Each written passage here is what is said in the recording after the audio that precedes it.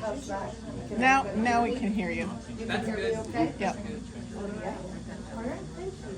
Thank you very much. It's good to be here. Thank you for letting us use your facility. You're very welcome. All right. I think it's pretty close to 5:30. Hi, everyone. It is so good to be here. Is it okay if I just go ahead and get started? Yes. Absolutely. Okay, let's do it. First of all, it's wonderful to be back in Thermopolis. I've been here several times over the last year and a half as I have campaigned around the state of Wyoming. It's one of my favorite places. I know many of you have already heard of this, but your statues out front were done by a gentleman who used to be my mother's art student when he was in 5th grade in Montana. His name was Carl Jensen, and he was, she taught in one-room schoolhouses in the 1940s and 50s. And he was in 5th grade, and my mother was an artist. My mother's still alive. I saw her yesterday. She's going to be 100 years old this year. Aww. Yeah, she's going to be 100 years old in November, so her heart has been beating for over 100 years. And she's very much with it, knows what's going on, and pays an awful lot of attention to what's happening in Washington, D.C. So can everybody hear okay in the back of the room? Great. Thank you. It's wonderful to see kids here. My parents used to drag me to these things all the time, too. Sorry. It has been quite an interesting experience over the last 4 months, one that I have truly enjoyed. I have 2 staffers with me here today. I have Troy. He came out from Washington, D.C. to spend some time with me here in Wyoming. He's my legislative director, and it's fantastic to show him the state. He's originally from Cleveland and now lives in D.C. with his wife. He finds Wyoming to be a bit different than D.C., including the fact that it's been 70 and 80 degrees back there. So he's been able to enjoy the snow. Today we came across I-80 and turned north at Rollins because we were supposed to be meeting with our first meeting at Ethity, so we were going to go that route. Then we got switched to Riverton, and so we ended up trying to go that route, and that road was closed because the snow is still out there. But boy, that Sweetwater River is going to run high this year. My gosh, to see the snow fences covered in snow is something that you don't see very often. But it's been really a beautiful trip. I'm going to tell you about a couple of things that have happened since I've been back in Washington, D.C. I'm going to go back and I'm going to talk about what happened with Speaker McCarthy and the election of Speaker McCarthy. And I realize that's kind of old news. It's about 4 months ago, but the reason I'm going to talk about it is because I think it really is defining where we are as a conference, where the Republicans are as a conference, and being in the majority in the House of Representatives, and why I think it's important for our agenda. You probably watched some of that, or you may have watched some of that and thought, what in the world is going on? Why can't these people get it together? And I can assure you I received a lot of those phone calls and received a lot of those emails and a lot of those text messages saying, what in the world are you doing? We don't want you to support Kevin McCarthy, or we do want you to support Kevin McCarthy, or why can't the Republicans ever get it together? Why are you guys idiots? I mean, we got a lot of comments during the course of that. I supported Leader McCarthy from the beginning because I'd had an opportunity to visit with him about changes to the rules that were very important to me. Congress, as we know, for quite some time has been fairly dysfunctional, and there's a reason as to why it's been dysfunctional.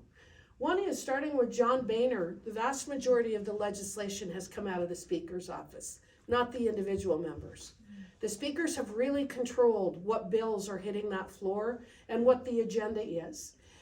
For example, since John Boehner, they've never allowed amendments from the floor of the House. So over 50% of the people who are in Congress have never done an amendment from the floor. Well, we're represented to represent our citizens. We're not there to go back there and be silenced or to have somebody dictate to us what we can do. So John Boehner started that, and I'm not a huge fan of John Boehner. And Paul Ryan was worse, frankly. And then Nancy Pelosi was unbearable and has ran that place with an iron fist and completely, disenfranchised Republicans entirely during the last 4 years that she was in leadership. So there were several changes to the rules. One is now all bills must be, we have to have a minimum of 72 hours to review bills before we're required to vote on them. No, that's right. No more, and then, and also, all bills have to be single subject. So almost all of the bills that we're voting on right now are 1 and 2 pages, 3 pages long, maybe 5 is a long bill. With one exception, I'll talk about that in a minute. But these are simple, they're straightforward, they're easy to understand, but you know what else they are? They're enforceable, without agencies coming in and trying to interpret them and trying to find some other way to read them. So all of these bills have to be single subject, and any amendment has to be germane. So one of the first bills that we did, there were 150 amendments filed, primarily by the Democrats, trying to derail the bill itself. But only 48 were found to be germane. So when we came to vote on the floor, we voted on those 48. They were 2-minute votes. They went like this, very fast. You had to pay a lot of attention to what was going on. That's why you have a legislative director, because he's back there telling me, okay, this is a good one, this is a bad one, this is a good one, because you just really got to keep up with what's happening, and you need a team who's able to do that, and you talk through these things before you go in. But those are some of the rule changes that were made. We've made clear to the Senate, no more omnibus spending bills. That 1.7 trillion monstrosity that was passed in December is going to be so terribly destructive to this country. And we've made it clear we're not doing that again. We're not doing any of that again. So they're put on notice, don't even bother sending them our way. So that was a very good rule change. There were other things as well. But what the point is that Kevin McCarthy had promised and agreed that he would make these rule changes and make this place more democratic, even though we're a republic, but to make it, the institution itself, more democratic, give us much more of a voice. Also, he did 2 other things that were very important. He created 2 committees. One of them is the Committee on the Relationship with the Chinese Communist Party. That committee is looking at everything from the balloon that floated over, that came over our country, to the theft of intellectual property, to the origins of COVID, to all of those things. And one of the things that have come out of that is that we have a bipartisan bill passed the House, Republicans and Democrats alike, to declassify everything associated with the origins of COVID-19. Huge deal. President Trump is going to sign that. So that is something that he has agreed that we will be declassifying those documents. So it's interesting, when it comes to China, there's quite a bit of bipartisan support with the Republicans and Democrats pushing back against the Chinese Communist Party. Not all of it, but I'll talk about a few of those bills in a minute. So that was something, but the other thing that he did, and this was extremely important to me, was that he created a second select committee on the weaponization of the federal government. Yeah. And that is to go after all of these First Amendment violations we've been seeing, the surveillance issues that we know about, the FBI, the DOJ, the NIH, the CDC, all these various agencies who have been surveilling citizens and attempting to suppress their vote or their voices. I have been appointed to the Select Committee on the Weaponization of the Federal Government. So some of the hearings that you've been watching on TV, some of them are Judiciary Committee, which I'm also on Judiciary Committee, but some of them are on the Select Committee that we're really focusing on, like the Twitter files, and really focusing in on one of the things that we're going to get to the bottom of is we need to get to the bottom of the DOJ letter, the FBI letter, targeting Catholics, targeting conservative Catholics. I don't know if you saw that, but recently the FBI sent a letter. They were attempting to recruit people within the Catholic Church to be reporting on conservatives in the Catholic Church as being potential domestic terrorists because they have a conservative viewpoint, meaning they're pro-life, they're pro-family, and that sort of thing. So we're looking at a lot of different things. So, but the importance of the vote in the McCarthy vote was that one of the things I found is that we don't spend a lot of time together, and by we I mean myself and my fellow congressional representatives. When we go in to vote, we might be on the floor for half an hour, 45 minutes at the tops, but you don't have a lot of time to get to know people, because if you ever watch what we're doing when we're there, it's pretty chaotic. I mean, it's exciting and there's a lot going on and a lot of discussion, and you're watching the vote and you're discussing, which way are you going to vote? Why are you doing this? What's important? But you don't get to know each other. With that vote for the speaker, each one of those votes took over 90 minutes, and we had 15 votes. So in those 4 days, we spent over 25 hours together. And we were able to talk about things that I think has made us a much more cohesive organization.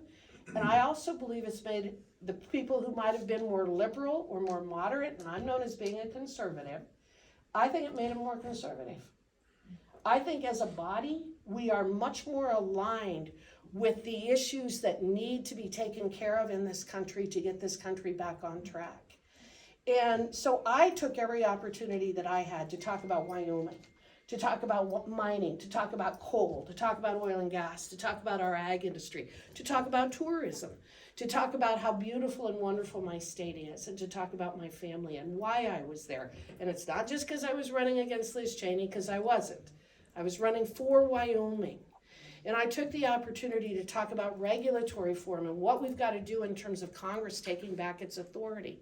And I'm now considered probably the foremost expert in Congress on administrative law, because people got to know me, and I got to talk about fighting with the EPA as they try to take over our irrigation infrastructure, fighting with the USDA as they try to force our cattle producers to use RFID ear tags, fighting with these various agencies that are trying to take over our water resources. So from a Wyoming standpoint, I think it really elevated our voice. But then I got to know people from Wisconsin, and I got to know people from New York, and I got to know people from Florida. Now I have a better understanding what makes them tick. And now I know when I need to go in and I'm going to need some allies on particular legislation or appropriations, or trying to get direct appropriations for infrastructure here in Wyoming, I know who I can go to. And so while it seemed like it might have been a bit messy, republics are messy. Democracies can be messy. And it's okay to debate. It's okay to have that discussion. It's the only way we're going to fix this country. So from that standpoint, it was a very positive development. And I think that it also strengthened Kevin McCarthy's backbone. And I think that he is a better speaker because of it. I think that I just read a statement the other day. The best way to give somebody strength is to push back against them. And then it gives them the strength to know the confidence in their convictions. And so I think it was a very good thing. I've told you a little bit about my committee assignments. And I'm also on the subcommittee in the judiciary. I'm on the subcommittee for constitutional and limited government. So we've got some important issues that we need to address when we watch these administrative agencies and individuals violate our First Amendment. So right now, if I work for the federal government, let's say I work for the FBI, and I surveil you, and I start gathering your data without a warrant pursuant to the Fourth Amendment to the United States Constitution, you can't sue me. You can't hold me accountable for that. If we had accountability, I could get fired if anybody cared about firing me. But there is no accountability, and I want to find a way to hold individuals accountable if they are violating our First Amendment rights, our Second Amendment rights, our Fourth Amendment rights, our Fifth, our Sixth, our Eighth, our 14th, whatever it is. I want to start holding individuals accountable for the decisions that they make. And simply because they are federal employees does not mean that they should be immune from liability or accountability. They're the government. You can't look at the government and just say, oh, well, that's the government. This is an employee. Those employees represent the government every day. So we're talking about ways in which we can hold them accountable, and that will probably come through something like the subcommittee on the Constitution and limited government. Another subcommittee that I'm on is on administrative reform. Thomas Massey is the chair of that subcommittee, and we're focusing on trying to force Congress to retake its authority to legislate and to take power away from unelected bureaucrats. Because, that's right. Get rid of lobbyists.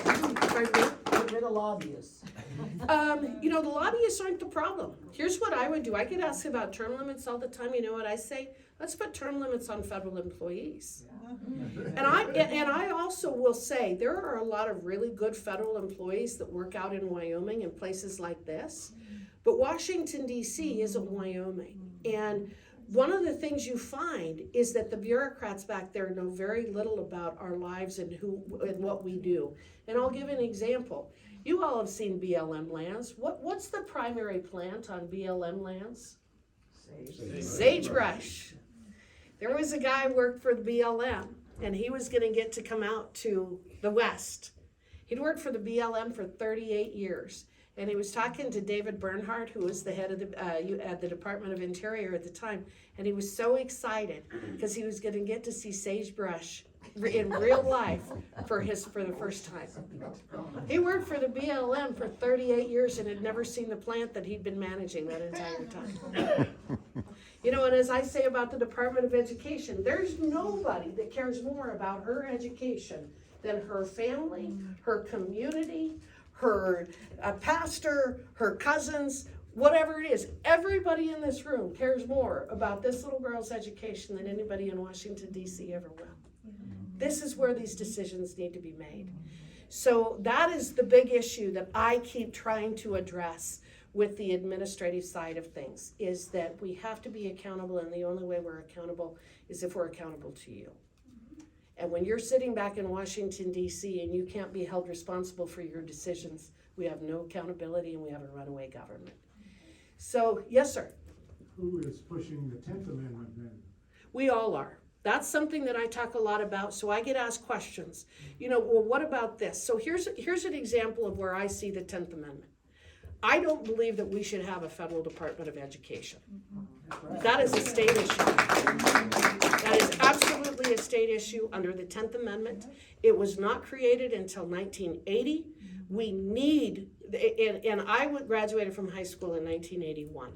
So I look at the fact that from Lingle Fort Laramie High School, little tiny school, I got a classical education of reading, writing, arithmetic, and history, because we didn't have enough students for anything else. But we were taught to learn, and we were taught to think. We were not indoctrinated. We learned history. We learned literature. We learned trigonometry and calculus and all of those things. But we were taught well. Our federal Department of Education is destroying our education system in this country. Yeah, they are. So how do we get back to enforcing the 10th Amendment? It is in part what I was saying earlier in talking to the folks about why a lot of these things. So I was just reading today, in fact, that there are other people who in Congress are now starting to say we're going to have to abolish some of these agencies. The other thing we're doing, and this is where we submitted last week, a week ago, this past Friday, we submitted several appropriations letters. And what we're doing in terms of appropriations is trying to identify all of the programs that we want defunded, that we do not want to be part of those appropriations. An example is not giving the USDA money to implement the RFID program, because that's the regulation that has come out. Let's just defund it. Don't give them the money to do it. We have the power of the purse. That's the authority we have. Those are the ways in which we get back to the 10th Amendment, by defunding things that these agencies should not be involved with. So as far as natural resources, I've also got some subcommittees there. So natural resources, Wyoming has always had a member on the natural resources until my predecessor. Right now, I'm on natural resources. My subcommittees are water, wildlife, and fisheries. Obviously, as a water attorney, that's something that's near and dear to my heart, dealing with everything from USBR. We had a hearing 2 weeks ago on, excuse me, increasing storage in the West. How do we increase storage and water supplies in the West? And then I am the chairman of the subcommittee on Indian and Insular Affairs. So as a freshman, I was very excited about that I was asked to do it, but I oversee the 574 tribes and also our 5 territories: Puerto Rico, U.S. Virgin Islands, American Samoa, Northern Mariana Islands, and Guam. And we've got some really important contracts that are being renegotiated right now. And also we've got China that is obviously attempting to move in on the South Pacific Islands specifically. So we're dealing with some of those issues. What I'm really focusing on with some of this though is the Indian side of it. We've had a couple of hearings. I introduced a bill that would, right now, the tribes are limited for their trust lands that they can't lease for longer than 25 years. But if you're going to build hard infrastructure, whether it is a convenience store or a movie theater or a distillery or whatever it is, nobody's going to build hard infrastructure on property with a 25-year lease. So we introduced a bill to extend that to 99 years.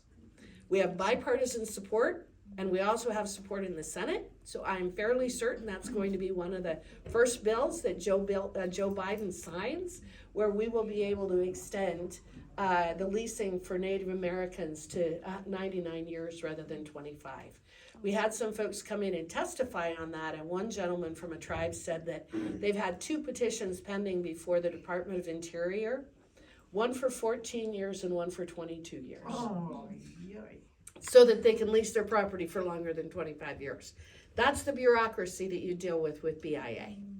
So then the other bill is to clarify that our tribes, for their fee land that they own, an example being the Seminole tribe in Florida, they're second largest cattle producers. They have a lot of ranches down in Florida. They can dispose of, sell, lease, whatever they want to with their fee land without the Department of Interior having any involvement whatsoever. And we've got a bill to clarify that. The Secretary of Interior is fighting us a bit more on that, but I'm hoping that we can reach some kind of an agreement. I want autonomy. These people are entitled to make their own decisions. They're better at it than anybody else. We shouldn't be dictating what they can do. So those are 2 bills. And then a couple weeks ago, we also had a hearing from with the Indian Health Service and what kind of services are being provided to our tribal members for medical care. And you know what? It isn't good. Their life expectancy is substantially less than anyone else's. That's not right. And sadly, the Indian Health Services did not show up at our hearing. They were invited. We were very disappointed they didn't show up, but we did have 4 women from different tribes around the country who came and talked about the challenges of providing prenatal care, being able to deliver babies on reservations, the facilities that they're dealing with. So that's a priority for me, is to try to find a way to provide better health care to our tribal members. I just don't think that it's right that the poorest county in the United States of America is the Pine Ridge Indian Reservation. I just don't think that's right. But I think it demonstrates to you the problems with collectivism. You don't put the government in charge because it's not going to turn out well, and that's a place where that's exactly has happened. So those are some of the priorities that I've had being the chairman of that subcommittee. And we've got other things that we're doing as well.